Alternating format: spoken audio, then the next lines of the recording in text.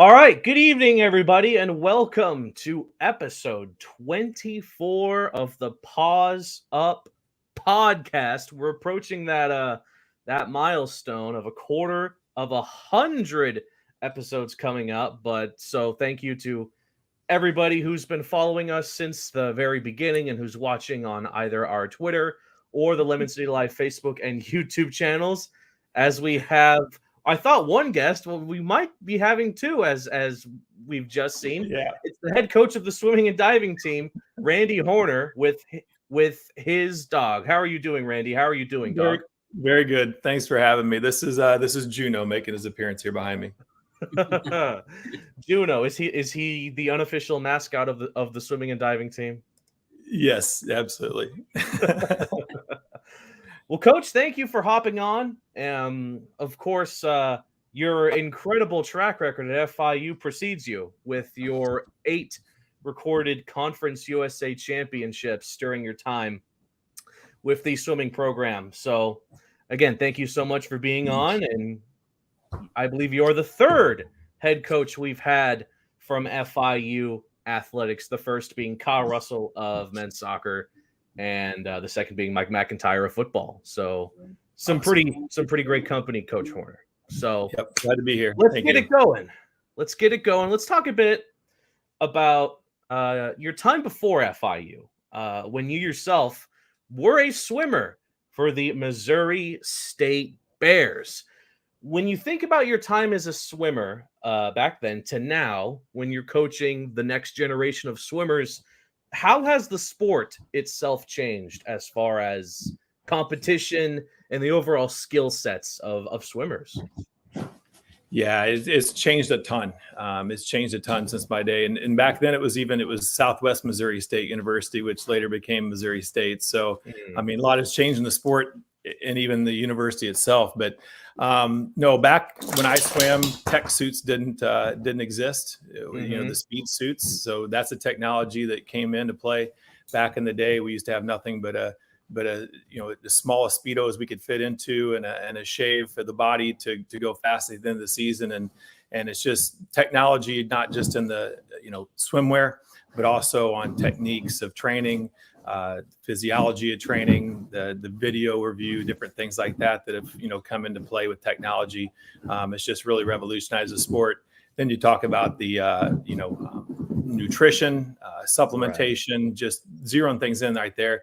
You keep wondering how we can keep getting faster, but we do. The world stages keep getting faster and faster, and it's getting better every year. Seems like the only thing that hasn't changed in the sport is the water. But unless I'm mistaken, unless they put something in the water that has changed over the decades. But yeah, it's crazy to see a sport like swimming grow to such standards. And so after you graduated from the Bears, you said in an interview with Panther Now almost a decade ago, I believe 2014, that you did not know if you wanted to be a swimming coach. Instead, you did things such as refereeing baseball games and even teaching math at a middle school. So what ultimately made you decide that being a swimming coach would be something that you would strive to do? Yeah, no, it wasn't my plan. I wanted to be a math teacher. I was going to be a teacher, go ahead and be a principal someday. That was kind of what I thought my plans were going to be. But the one thing I have learned is the one thing that's constant is change. You never know what is going to happen in your life to get you to where you are. So, I was actually out on a baseball field umpiring, watching a game at the high school level, watching coaches interact with their players. And as I was sitting there calling balls and strikes and calling the base pads as well, it just something struck me, and I realized I wanted to be interacting with those athletes. I felt like I could do a better job than those coaches were doing with interacting with their kids and their athletes. I had a passion to be in the dugout working with people and not officiating in that capacity. And I thought about it. It's like, what can I do? How can I get into coaching? How can I have that avenue? I was teaching in the Springfield, Missouri public schools at that time as a teacher. I had a background as a baseball player. That's how I ended up umpiring baseball. But I swam collegiately. So I knew if I was going to have a route to getting in as a coach, it was going to be through the swimming ranks. And at that point, went to the athletic director, said, hey, I'm Randy Horner. I swam at SMS. I want to coach. Do you have any opportunities for me? And he didn't at that time. A couple weeks later, he gave me a call. He said, hey, John Kiesling, the coach at Parkview High School, he's going to have triplets, or his wife's going to have triplets, and needs some help. I showed up. The last day I ever saw him, he was busy with his family the rest of the season, and I took over the team and kind of started my career as a swimming coach from that point on. So wasn't the plan, but it just kind of grabbed me. It was a passion, and it kind of led me that way. I gotta know, Coach, what position were you in baseball, and what was your ERA?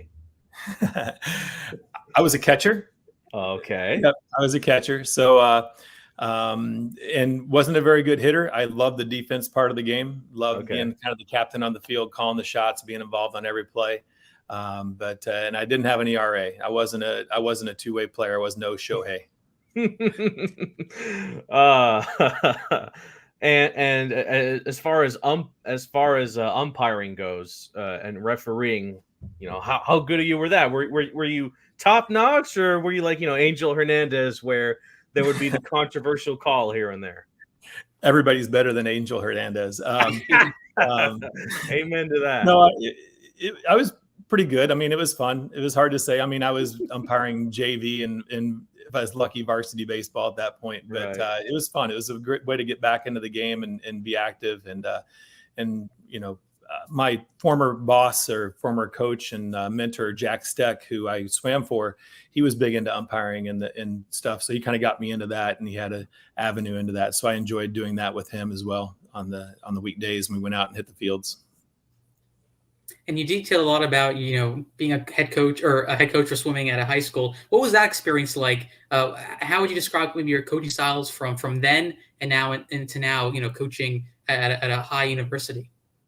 Yeah. I mean, everything I've done every year, everywhere I've been, is created, who I am today, and kind of modified and refined my strategies and kind of my views and how I think about things. But I mean, I look back at that first year taking over the Parkview team.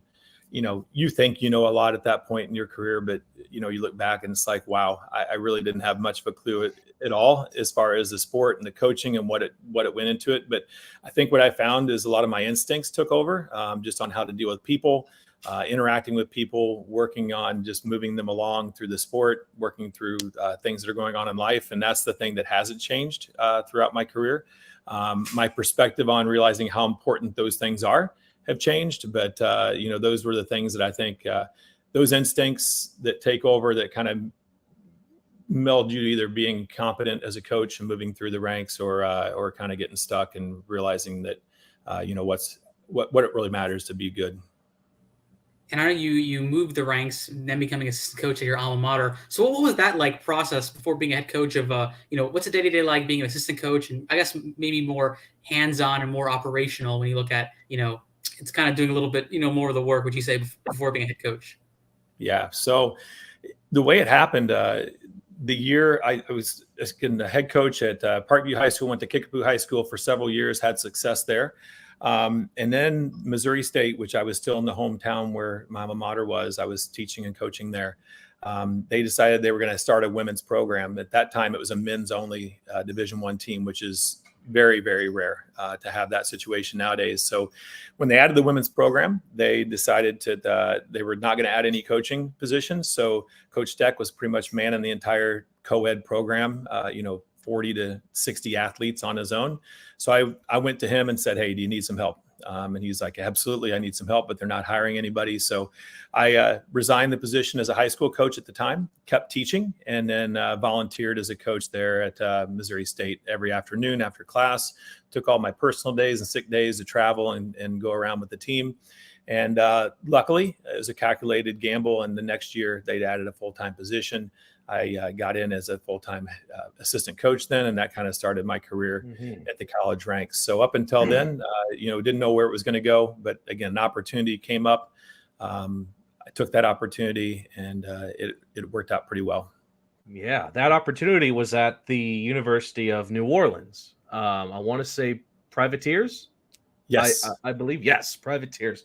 During that time, you broke 18 school records during your time with the Privateers. So That said, what was your confidence level at that point in your career when you inevitably got the job to coach the Panthers in 2010 based on what you've done in New Orleans? Yeah. I mean, my confidence level was very high. I had started a women's program from scratch at Missouri State. I went into New Orleans, and when I toured around there 1 year post Katrina, when everything was just destroyed and devastated, didn't even have a pool, I saw opportunity. We added a men's program there, which was a unique opportunity to get to do as well. In my 3 years there, recruited one of the top recruiting classes in the country on the men's side as a first-year program. Things didn't go well there overall for the university, and it kind of collapsed financially. So that was what opened up the opportunity for me to go to FIU. But when the opportunity came open at FIU and talked to Julie Berg and realized that, I didn't know why the program hadn't really been prospering. And then when I started learning more about it, that all the advantages and opportunities were there. There was obstacles, of course, with facilities and other things, here at FIU. But, I was confident that we could come in, build a program and have a vision to, build it to what it is today and hopefully even beyond that in the future. Yeah. So this is probably going to be the most controversial question and answer we have here. What is the better city, New Orleans or Miami? I love New Orleans. I've never changed my phone number from the 504 from the time I was there. But I love it in Miami for completely different reasons. I'm happy I don't live in New Orleans anymore. I'm a lot healthier person because of it. The food was amazing. The culture and just the music and the nightlife and just the festivals is unbelievable. And I'm glad I lived there to have that experience. And I have lifelong friends back there as well that I go back and visit. But Miami's unique. I mean, it's a fit culture. It's outdoors. It's on the beach. With the weather and the ocean and being outdoors all year, it's just unmatched in that capacity. So both have a place in my heart. But I love Miami. But I love going back once a year to Jazz Fest to visit New Orleans as well. I was going to say the picture behind you just kind of shows just why Miami's great. Yeah, right. I could have just answered myself looking at the background. Yeah. You're right, John. So let's get into your time at FIU. Starting with year one, it was made very clear from the get-go that the road to success for you was through recruiting, as you produced the, I believe, 23rd ranked recruiting class in the nation, with most of your talent coming from overseas. So I got to know, what was your original recruiting method in that first year, and how did it evolve as the years passed with the Panthers? Yeah.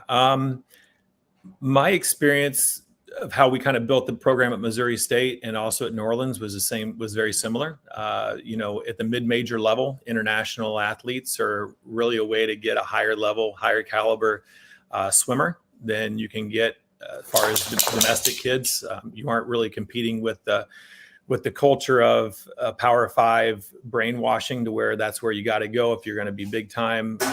Growing up, the parents wanting to wear that T-shirt, the club coach wanting to market to the next group of swimmers if they send their kids to all the big name schools. So there's a lot of things you're fighting against in the U.S. Where in the international scene, it's not as much about that. They do have some better feelings of that now that the internet and everything is a lot more exposed and the exposure of different things. But, for our situation, I believe that you want to be the best at what you are, know who you are. And we're FIU, we're Florida International University, not Florida Domestic. So it made sense. Why re-educate everybody to say, hey, we're not international. Let's be who we are. And we went out and went after, great talent on the international scene. Didn't have a lot of hard times trying to convince them where we were. Whereas Miami, most of them have experience of either coming to training camps in Miami or wanting to go to training camps in Miami because of, the weather and the proximity during the winter months as well. So, we had success early on. I'd say the biggest thing that's changed, we had made a lot more gambles early on people maybe that had down years in their sport and needed to kind of have a reclamation or a refinding of their passion for the sport and kind of bringing them back into their own. We're taking less of those gambles now as we become more established and have more of a track record. But when we first started out and we didn't have a whole lot to show for it, you have to kind of take a few of those gambles, roll the dice, and try to win at that game. That first year at FIU, by the way, another 11 school records broken in that first year alone. Yeah. When you said yes to the FIU job, did you envision that level of success from the start of your Panthers journey? Yep. I had some experience with FIU because when I was at New Orleans, we were in the Sun Belt Conference together. So I had experienced the team at the championship. I had seen the team, seen the culture, just seen the demeanor.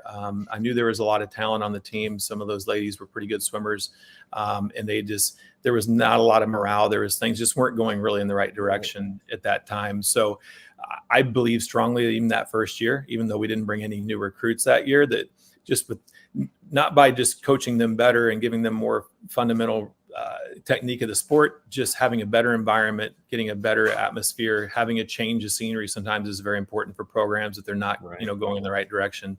So it didn't surprise me. And the ladies that were here worked hard. No one quit, no one gave in, and they, subscribed to the new way of doing things and the culture that it took to be great.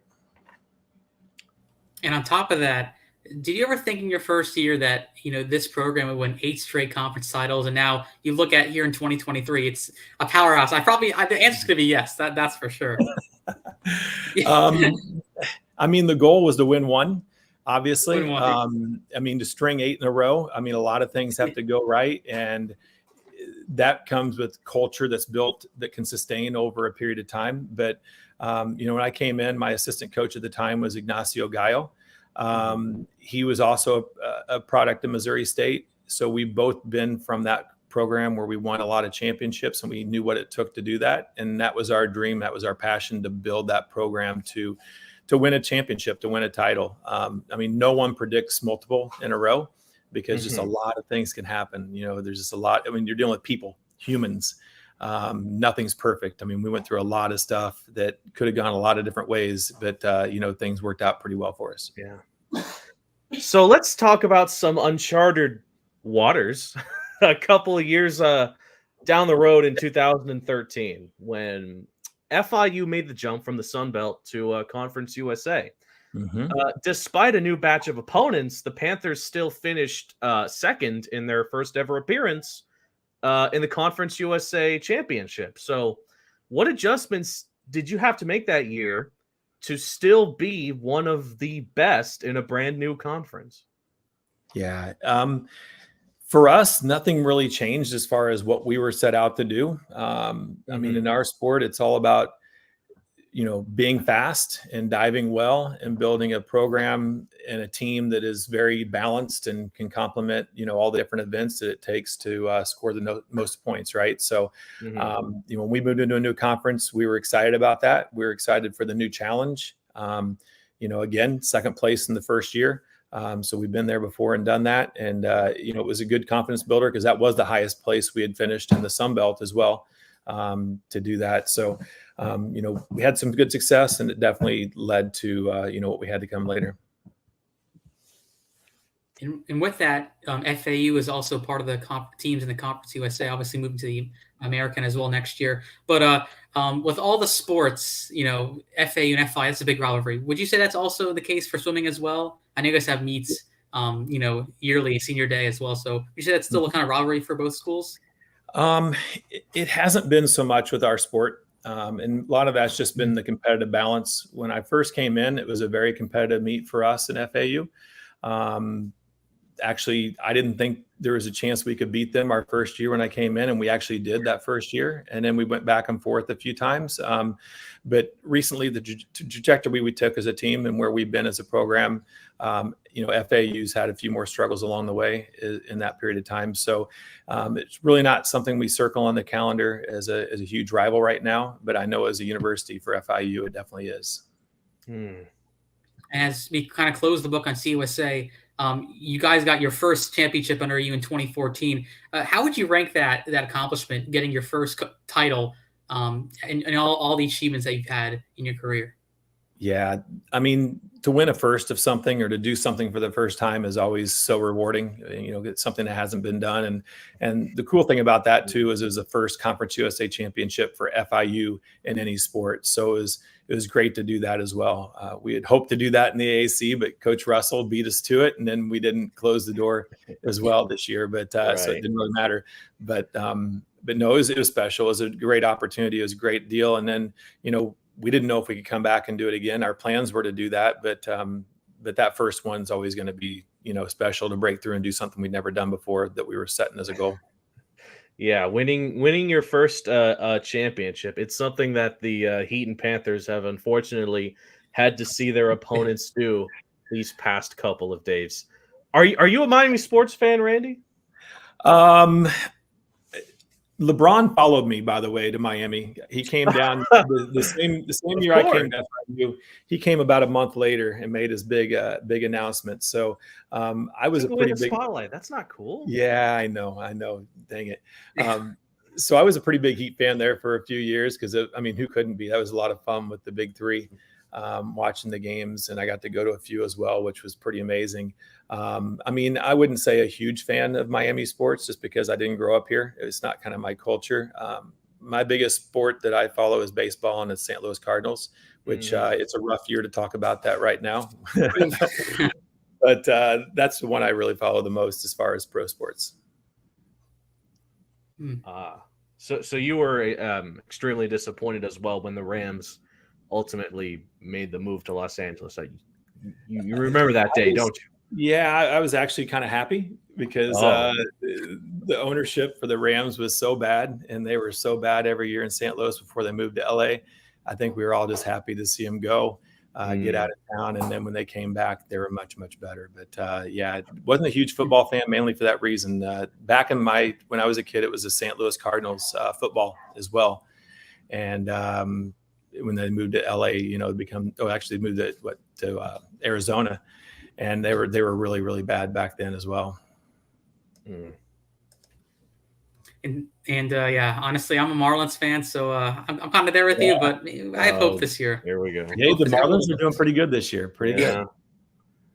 Yeah, they're 7 games up, and I'm still begging to see a playoff game. That's my only hope. Never seen it. Yeah. Just got to get to one. Hopefully, this is the year. But to add about, I think what. Every team has gone. I think we got it this year. I think every team has been good in Miami. We're getting it. I feel okay. He's the optimistic one, Coach Randy. Just so you know. Hey, gotta be. Exactly. You always gotta have that. And to add about winning side, you guys won eight straight. And did it ever get to a point where maybe it's like, is this too good to be true? Where we're winning 8 straight, or maybe a standpoint like, did it feel maybe in the conference you would say maybe the competition was a little bit easier? Would you say maybe you felt maybe a move to AAC was great to kind of get a new sense of direction for the program? Yeah, we welcome the change to the AAC. I would never say Conference USA was too easy. There was challenges every year. Mainly Rice was our biggest challenger every year in, year out. They moved to the AAC as well, so we didn't get they didn't get rid of us, and we didn't get rid of them by that move by any means. But there definitely is a higher level of competition in the AAC for sure. You got, Houston won it this year.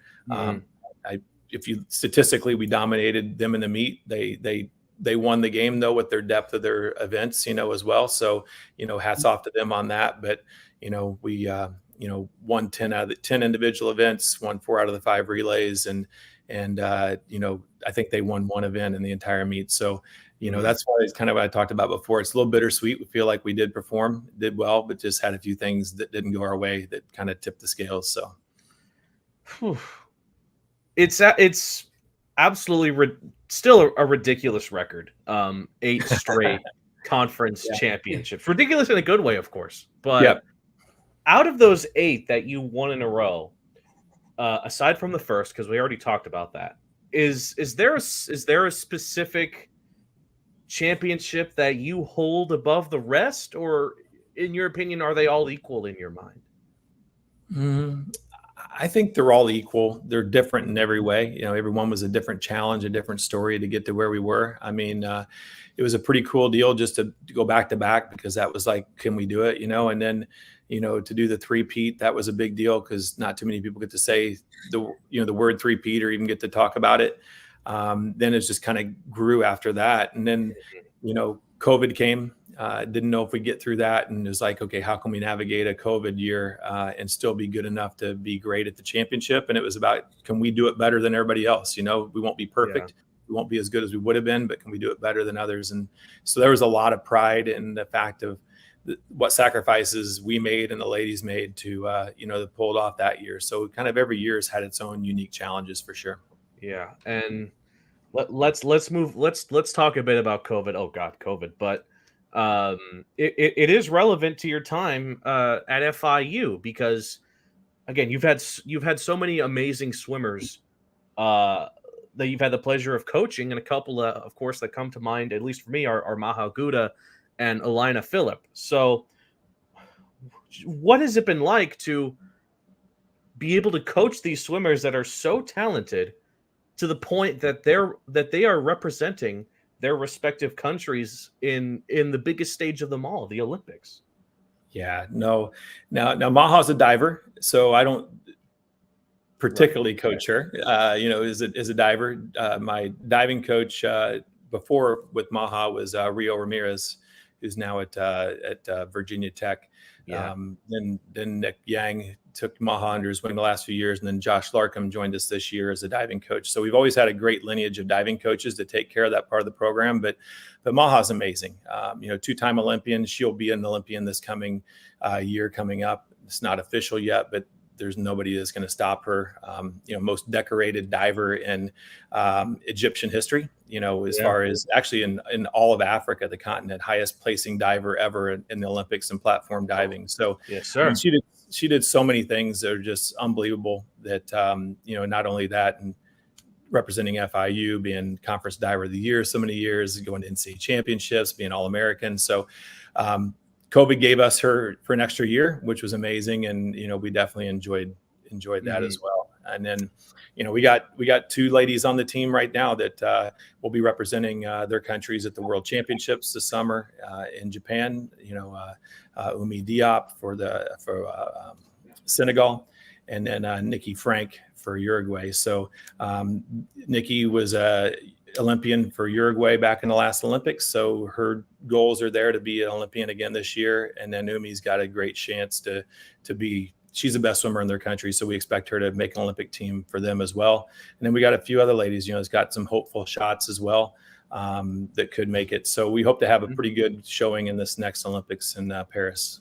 Yeah. So speaking a bit more about the Olympics, of course, Gouda and Phillip were set to compete in the Tokyo Olympics in 2020 before it was shut down due to COVID-19 and moved to the following year. So this is a 2-part question. What was the mood of the team? Assuming you guys have a group chat, maybe not, but what was the mood of the team when you first found out that the Olympics were being canceled? And what was the mood when it was announced that it was going to be rescheduled the following year? Yeah, it was very tough emotionally for those that, were slated to be there and to go and compete. I know for Maha, for example, just the qualification process is so stressful. It's so much on edge, and she had qualified in December at the African Games. And then, when that got postponed, then it was a lot of things up in the air. One, you got to train for another year and get ready, even though you might be peaking at that time. You had to go into a situation where, are they going to make you requalify? Are they going to take the same team they did, or are they going to, do a new process and stuff like that. So it was just a really tough mental, emotional thing for Olympians to deal with. And especially some of the Olympians in the world that planned on being that was their last competition, right? They were like ready to retire. That was their last song, or that they had peaked to make the Olympics that year. And that was their peak year and may not make it, the following year. So it was tough. It was a emotional roller coaster. And, but we're glad that they had the Olympics, period. It's good that they got it in and were able to just postpone it a year and do that. So what happened the moment they announced that the Olympics were back? Did you throw a massive celebration? Well, we were still under protocol, but yeah, I mean, how much elation was there when they announced that? Yeah, it's just, I don't know about celebration or anything, but it's just more of okay, now we know what the target is, now we know what the dates are. Let's get back to work and prepare for whatever the process is that we need to do. Business as usual. Yeah, no, absolutely. Just another day in the office. Alrighty, gentlemen. Again, thank you. Thank you for spending some time with us, Coach Horner, Jonathan Mayer. I think it's time for a bit of a break, a news break, if you will. So let us get right into some of the latest news from the world of FIU athletics and just FIU in general. It's the Paws Up Podcast news break. So let's start with men's basketball. Announced earlier this month, the FIU Panthers will be invited to compete in the Cayman Islands Classic during the preseason from November 19th to the 21st. Shout out to Jonathan Mayer for breaking this news on Twitter.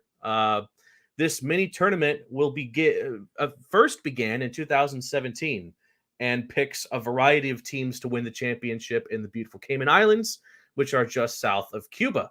The other teams who will be competing along with FIU are Marshall, Stephen F. Austin, Oakland, Drake, Utah State, Loyola, Marymount, and an unknown eighth team. Moving on to football now. Some updates were made to the schedule a while ago, and it looks like more and more eyes will be on the Panthers this season. 6 games, which is half of their entire schedule, will be nationally broadcasted on live TV. 5 games will be on CBS Sports Network this season. That includes the season opener against Louisiana Tech, along with matchups against UConn, New Mexico State, Sam Houston State, and Jacksonville State. In addition, their October game against UTEP will be on ESPN2.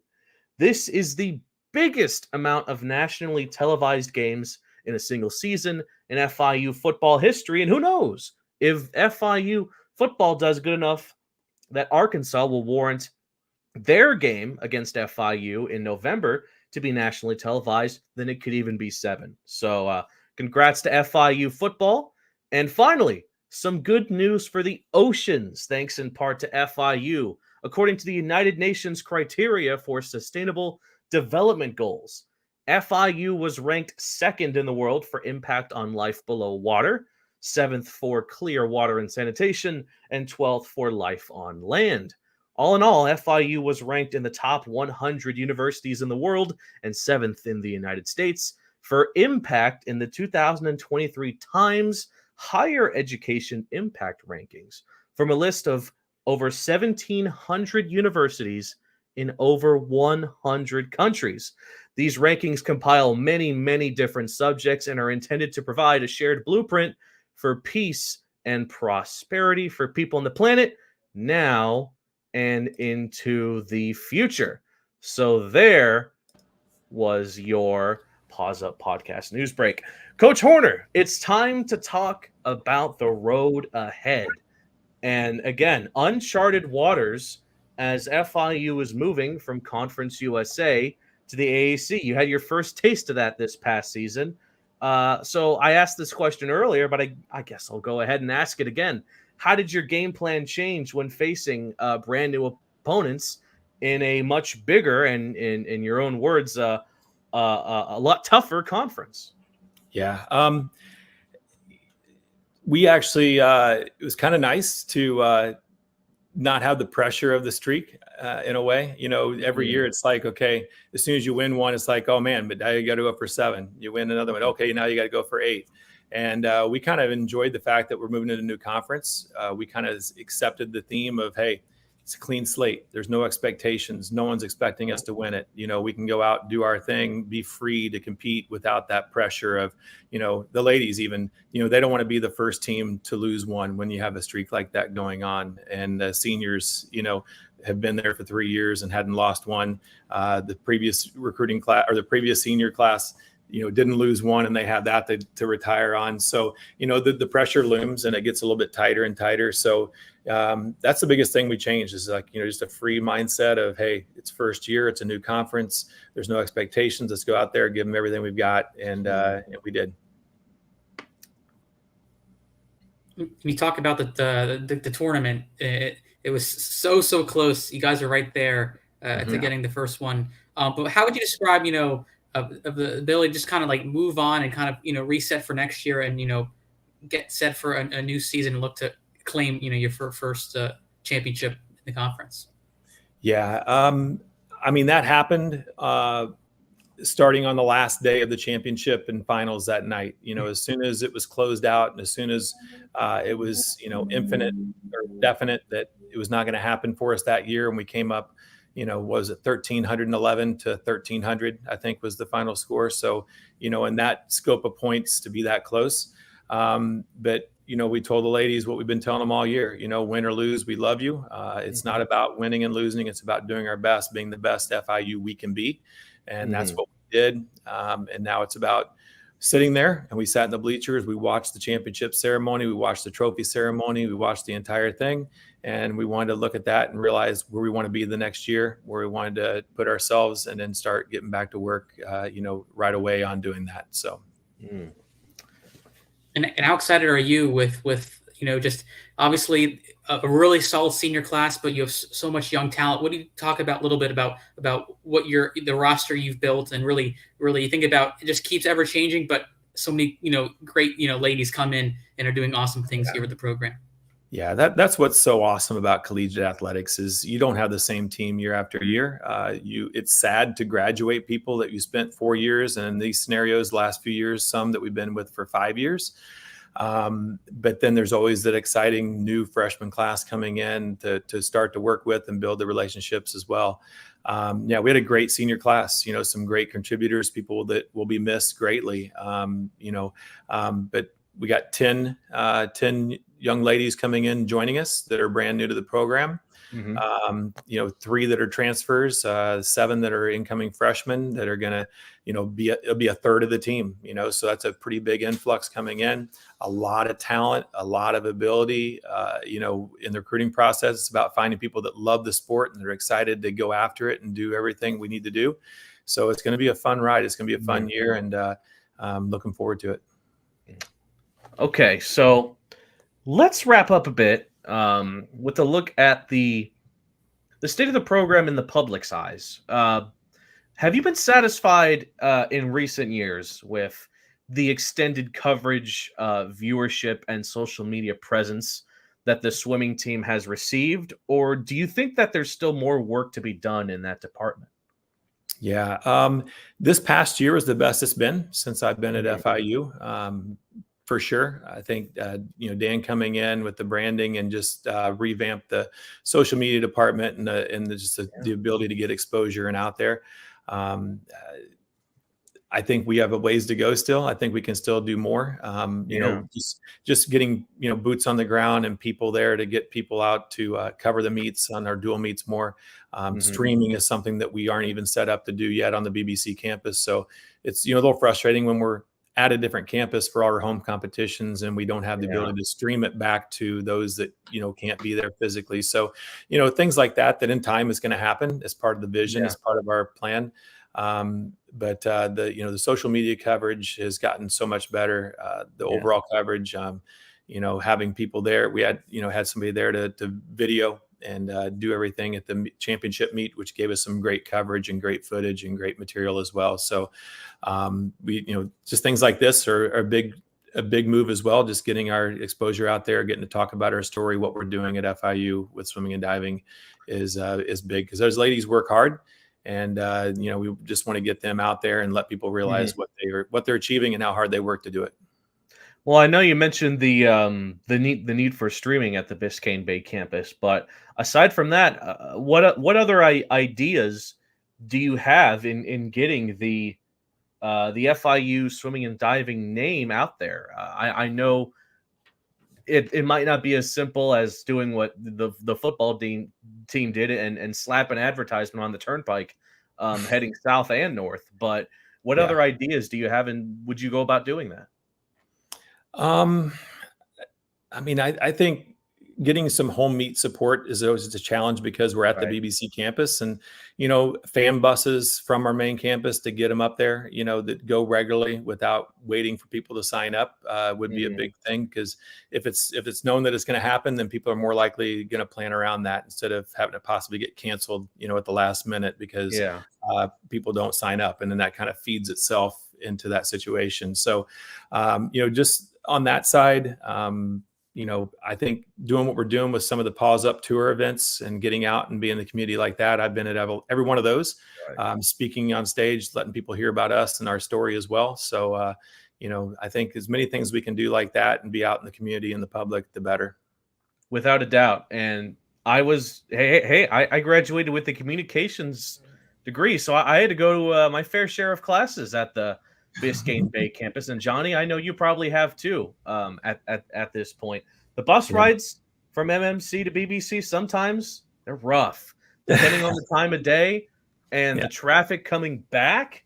It gets wild at times. And then you put in the Miami traffic to that calculation, and Yeah. it gets wild. So, well, the MMC campus is big and pretty full at the moment, but if there were an opportunity for the swimming and diving team to compete at the MMC, would you take it in a heartbeat? Oh, absolutely. Absolutely. And there's things being done to work towards that. Dr. Jessel is a big supporter of ours. His son was a swimmer at Florida State, so he understands us and understands our sport and has been a big supporter of ours since I've been here in my first year at FIU. So he's a great asset and ally to have now as the president of the university. With Scott coming in as the AD, with a vision of facilities and a master plan and moving forward. Shout out Scott. Yep.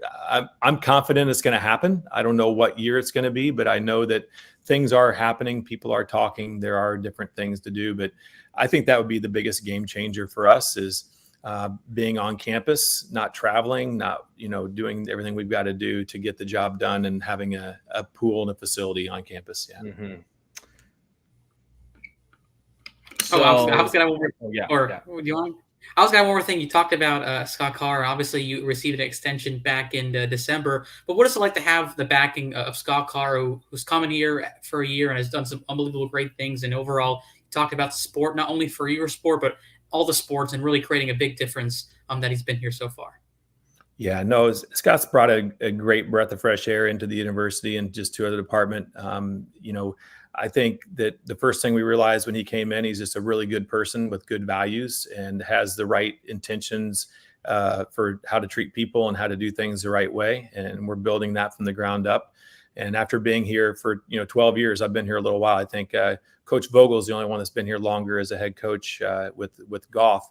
I've seen a lot of different phases of the athletics department, and I definitely think we're in the right place. We're in the right direction, at least. We're not where we need to be yet, but it's a lot of fun to be a part of, and happy to be a part of us building that. I can already envision the crowds at a big time swim meet at MMC. Yeah, me too. Yeah. It would be absolutely lights out. Lights out! Lights out! you had to get it. You had to get it in. Yeah. It's the day. It's the status quo for this show. Don't question it, Randy. But Randy, again, thank you so much for your time. And I'd like to finish our time with a couple of fun questions. Okay. I had in mind. Johnny, of course, fire away at will. But I asked this to pretty much every coach and player that we've had on the show. But you've been around the block with FIU athletics. You've seen your fair share of big-time players, not just for swimming, but for all sports at FIU. So who would you put on your FIU athletics Mount Rushmore? Okay. I would say TY. Okay. He was here when I was first here. That was a lot of fun going to games and watching him, and then seeing him, in the NFL. I would put Maha Gouda up there. I think that she definitely deserves a place with everything that she has done. Trying to think back some of the names now. Those are the two that stand out. Of course, you have some big time players for baseball. Of course, you have the great Mike Lowell for baseball. Yes. Yep, absolutely. And then basketball, you got Rajah Bell, Carlos Arroyo. And didn't Pat Bradley play golf for FIU? I'll need to double check, but I believe you are correct. I think so. I mean, you can't leave her out. That's a pretty accomplished. I'm pretty sure that's correct. But fact check me. You are correct. Collegiate career at FIU. So it's tough, but so your final four would be TY, Maha, and who else? Pat Bradley, and I don't know. I guess I'll have to go with another. I did a diver. I have to go with another swimmer. Johanna Gustafsdottir, who was a very storied swimmer with us. One of our first recruits here at FIU, and qualified for NCAAs all 4 years here at FIU in different events every year, which is a pretty insane accomplishment. What she achieved, and was never anything but swimmer of the year.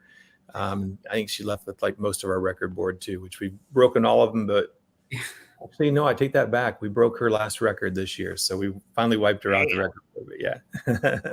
Okay.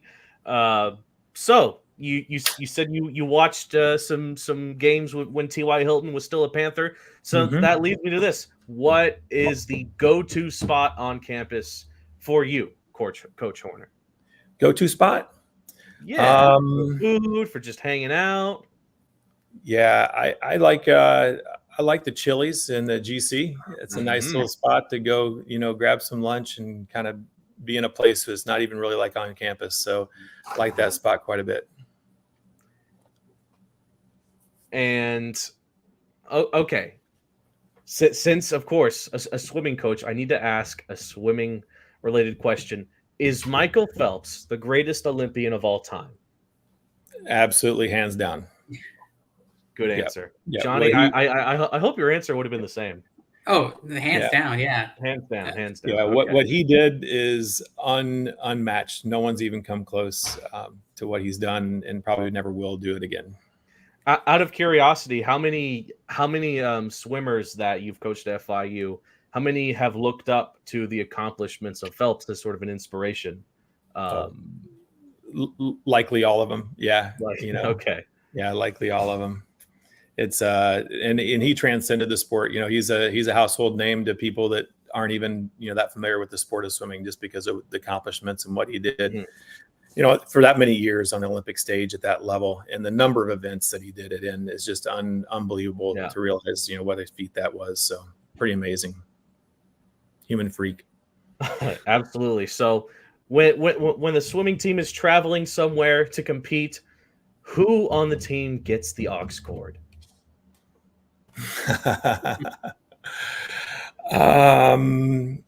Man, it depends on what van you're in, because we always travel in vans. But well, there are different vans. Yeah, we always travel in vans. We usually don't have buses, so each of the coaches are driving different vans and stuff. But in our van this last year, Emma Becker, a freshman on the team, seemed to have it quite a bit, and I had to veto a lot of songs and music that got played. But yeah, it's always interesting. So you said you're a Cardinals fan. Are the blue uniforms the greatest uniforms in baseball? Yeah, the home powder blues. Yeah. Ooh. They're tough to beat. Yeah. I'm still a big fan of the Marlins teal, but those blues are really, really good. Those are great. Johnny, you got any final questions? honestly, I want to know, what are your hobbies outside of coaching? What do you like to do in your free time, when it's not FIU related? Sure. Run. I go out and run and jog with my wife. That's actually how I met her. So it was, that's one thing that I still like to do, it's easy to squeeze in and have time. I think one of my biggest passions, though, as a hobby is golf. And I have not done a good job recently of finding time to do that. And a lot of that's due to Juno, who you met earlier. When we rescued Juno, he kind of took over front and center of my time on the weekends and everything else. So my golf game has kind of gone to the side, but I love it. Love to get out and play. How old is Juno? He's 4. We've had him for a couple of years now. Okay. Yeah. That's very cute. All right. Coach Horner, again, thank you so much for being a guest on the show. And I'll let you have the show for the last minute here. If there's anything you'd like to say to the team or to the fans that are watching about FIU swimming, now would be the time. Okay. Just want to, again, welcome everybody out to the BBC campus and, find a dual meet, find a competition, come out and support the ladies. It is a tough go for us being at a different campus. So the fan support is greatly appreciated. And it's more about just showing those ladies how hard they work, giving them some recognition and support, and knowing that everybody knows that they're there other than just at the conference championship at the end of the season. So we're proud to represent FIU, very, very proud, and look forward to representing us this year and hopefully bringing home our first AAC championship. All right, Jonathan Mayer, my wonderful co-host. Thank you again for stepping in when Kevin Brawl, who is busy with Miami Marlins above many other things right now. He's getting ready for freshman year. I'll make him go out to some swim meets in due time. You better believe it. But Coach Horner, thank you so much for spending some time with us. We wish you and the rest of this swimming and diving team the best of luck in your next season. And until then, to everyone who's been watching on Twitter, Facebook, or YouTube, thank you again for watching. Have a great rest of the night. Until episode 25, Paws up.